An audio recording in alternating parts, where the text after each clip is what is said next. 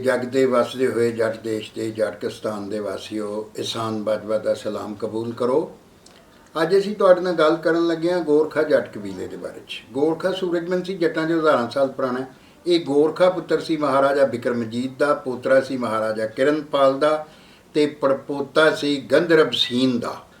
तूर तोमरा की नस्लों ये गोरखा जट जिहड़ा है दूजे गोरखा तो आडे वो गोरखा मरहट्टा खानदान अंदर हिंद पुत्र साम की औलाद है। यानी ये चेते रहे कि गोरखा खानदान जिहड़े ने दो ने, एक जिहदा असीं जिक्र कर रहे हैं ये होर है, दूजा जिहड़ा मरहट्टा खानदान है हिंद पुत्र साम की औलाद च वखरा है।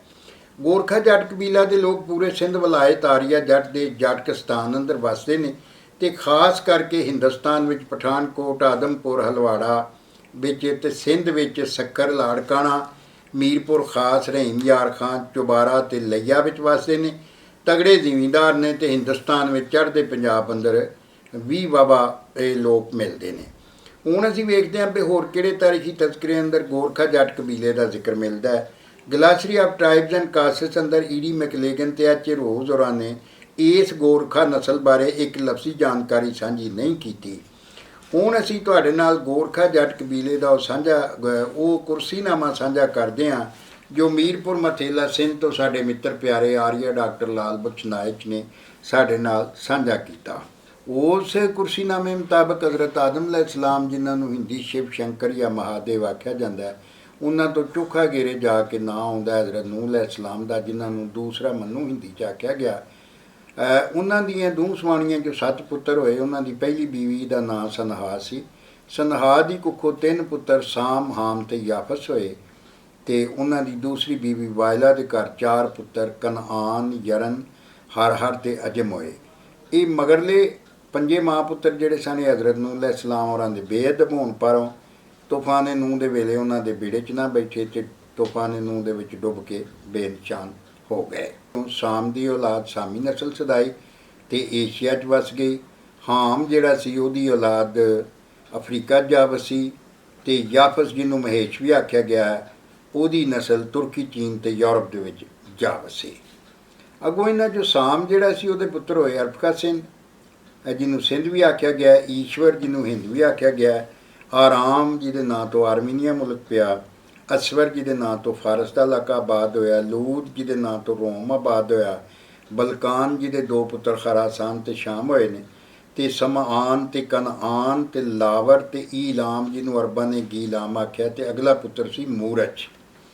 अगों अरफा सिंह सिंध के पुत्र होए सखर, पखर, ठट्ठा, होल, हरमेश, अमारज जिहदी नस्लों सिकंदर जुलकरनैन होए, डागर ये गैर आर्य नस्ल है, जलूदर ते जाशर। जाशर का दूजा नाम लौजर भी है। समूद बादशाह इसे नस्लों होया ते जटां दा समा खानदान भी इसे नस्लों होया। अगला पुत्र गुजरात से जिहदे 3 पुत्र होए जोध, बीका ते जैसल जिन्हें जोधपुर, बीकानेर ते जैसलमेर वसाया। अगला पुत्र सी गारा, अगला टैक्सला, अगला हंड जिहदे नां तो स्वाबी पिया, अगला आसाम, अगला तामली जिन्हों तामल कौम जिन्हें आबाद की। अगला पुत्र सी मूला जिहदे नां तो मुल्तान शहर पिया जिन्हों कुशेपपुरा भी आंदे ने। अगला मीजोराम ते अगला मकरान जिन्हों माकान भी आखते हैं ते अगला करमान जिहदे नां तो ईरान का सूबा करमान पिया। अगला हनवादर जिन्हों गवादर भी जिहदा दूजा नां है। उहदा अगला पुत्र सी कीकान जिहदे नां तो कलाद शहर पिया। अगला खुजदार ते अगला सीस जिहदे नां तो ईरान का सूबा सीस्तान आबाद होया। अगों मूला के पुत्र होए आस्टुबर, सरवाई ते इरम। अगों इरम का पुत्र होया ऊज, ऊज का पुत्र फिर इरम होया, इनू सागत भी आख्या गया है। अगों इसका पुत्र होया आद जिहदा दूजा नाम मोहन भी सी। मोहन जो कोट मोहनकोट या रिनीकोट या जिहड़ा मोहन जो धड़ो उहदे नां ते आबाद होया। अगे इहदे पुत्र होए जलूद, सहरेब, सहरेब की नस्लों नमरूद बादशाह होया।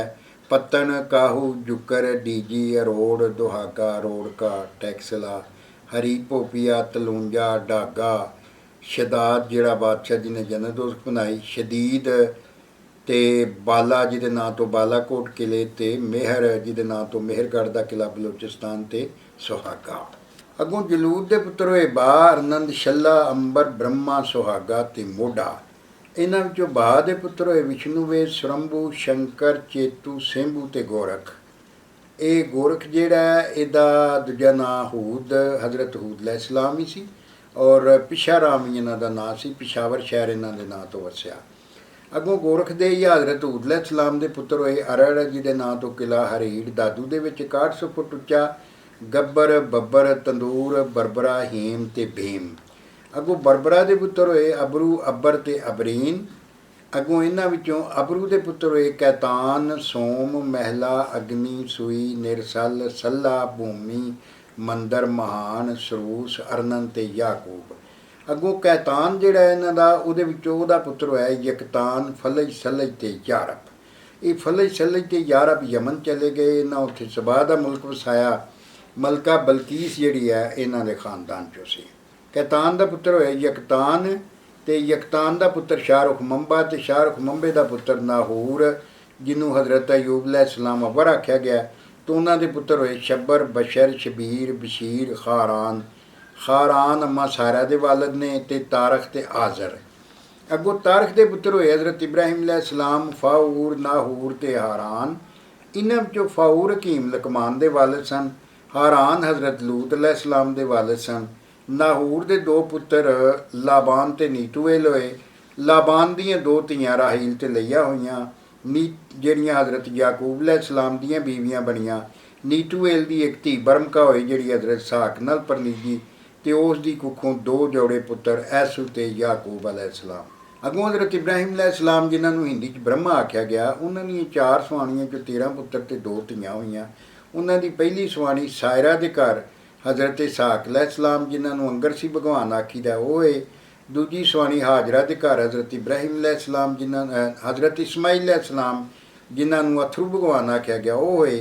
तीजी तरीमत कतूरा के घर 6 पुत्र ते 1 धी लाली बाई हुई।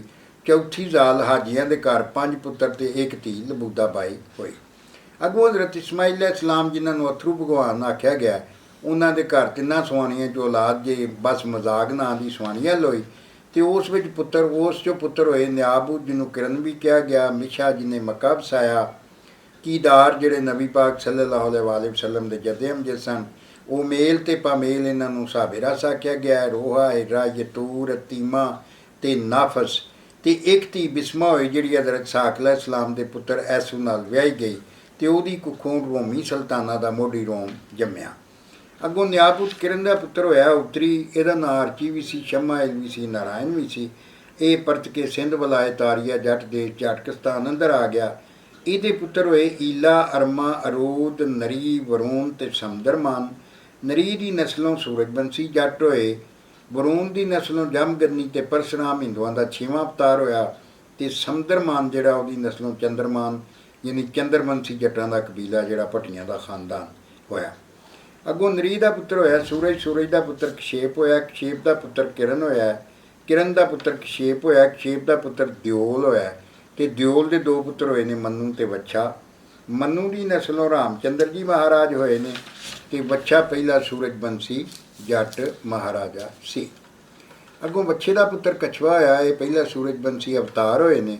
अगों उन्हां दा पुत्र बुद्धपाल होया, बुद्धपाल का पुत्र शशपाल, शशपाल का पुत्र हंसा चालक, हंसा चालक का पुत्र आदू चालक, ते आदू चालक का पुत्र निर्मल चालक, निर्मल चालक का पुत्र नराशनस चालक, नराशनस चालक का पुत्र महिंदर चालक, महिंदर चालक का पुत्र मास चालक, मास चालक का पुत्र मालकू चालक, मालकू चालक का पुत्र सूरज चालक, सूरज चालक का पुत्र लीला चालक, लीला चालक का पुत्र अमृत चालक, अमृत चालक का पुत्र ज्ञान चालक, ज्ञान चालक का पुत्र अमर मल, अमर मल का पुत्र गुलाब चालक, गुलाब चालक का पुत्र अशमत चालक, अशमत चालक का पुत्र बूरा चालक, बूरा चालक का पुत्र जबर मल, ते जबर मल का पुत्र हंसर राज, हंसर राज का पुत्र भोजराज, भोजराज का पुत्र सूरजमुखी राज, ते सूरजमुखी राज का पुत्र किरण राज, किरण राज का पुत्र चंद्र सिंह राज, चंद्र सिंह राज का पुत्र गवासंग सीन, गवासंग सीन का पुत्र बालदा सीन, बालदा सीन का पुत्र दूदेशी राज, दूदेशी राज का पुत्र हंसा सीन, हंसा सीन का पुत्र मूलराज, मूलराज का पुत्र चालक राज,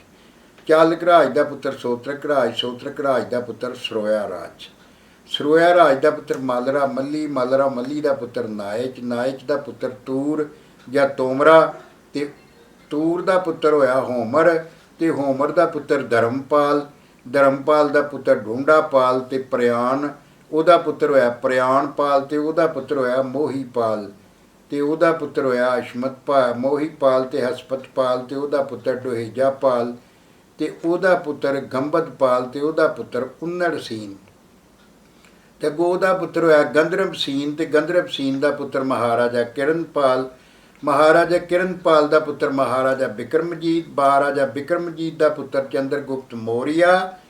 ਚੰਦਰਗੁਪਤ ਮੌਰੀਆ ਤੇ ਸਲਾਵਤਾ ਤੇ ਸਰਲਾ ਤੇ ਸਮਾਤਰਾ ਤੇ ਸ਼ਦਰਾ ਤੇ ਜਗਦੇਵ ਤੇ ਗੋਰਖਾ, ਇਹ ਸਾਰੇ ਪੁੱਤਰ ਨੇ ਮਹਾਰਾਜਾ ਬਿਕਰਮਜੀਤ ਦੇ। ਤੇ ਅੱਗੋਂ ਗੋਰਖਾ ਦਾ ਪੁੱਤਰ ਹੋਇਆ ਅੱਕੂ ਤੇ ਪਹਿਲਵਾਨ ਤੇ ਸੀਨ ਤੇ ਅੜਬੰਗ ਤੇ ਤਾਲਾ ਤੋੜ ਗਲਵੱਡ। ਇਹ ਗਲਵੱਡ ਜਿਹੜਾ ਇਹ ਇੱਕ ਭੁੱਟਾ ਕਬੀਲੇ 'ਚ ਵੀ ਹੈ। ਤੇ ਸਮਕ ਤੇ ਜੋਧਨ ਤੋਂ ਪਿਆਰਿਓ, ਇਹ ਸੀ ਜ਼ਿਕਰ ਗੋਰਖਾ ਕਬੀਲੇ ਦਾ ਜਿਹੜਾ ਤੁਹਾਡੇ ਨਾਲ ਸਾਂਝਾ ਕੀਤਾ।